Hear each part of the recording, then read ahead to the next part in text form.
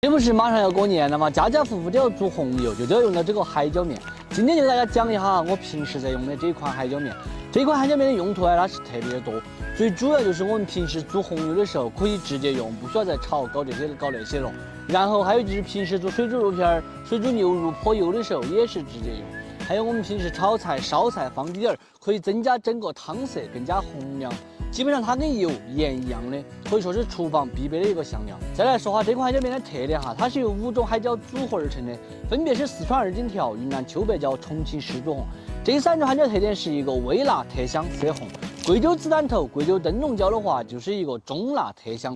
正是5种海椒组合出来，就是一款色红特香的海椒面。我们再来说下工艺哈，5种辣椒按照辣度配比好过后，先筛去掉部分辣椒籽，然后再加菜籽油炒香，最后再来中碎的，没得添加剂跟色素。煮红油的话，颜色红亮，味道也香。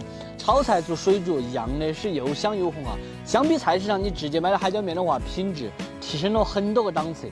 最主要的是一点，它的保质期稍微长一点，因为炒过的没得水分的，常温它都不得发霉，也不得坏。最后再来说说价格哈，我们这儿菜市场普通的新一代海椒面12.5块一两，买回来你最多可2个月就发霉变质了，没办法用的了。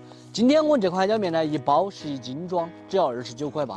虽然说比菜市场贵5块钱，但是我用的是5种高品质的海椒，并且去籽炒过之后再捣碎的，它还是做凉菜红油的专用海椒面。你在外头根本买不到这种高品质的差异化的海椒面哈。家里面需要海椒面做红油的朋友，可以直接点下方链接去购买，发货地也是从我们四川成都给大家发货，可以看得见，放心的品质。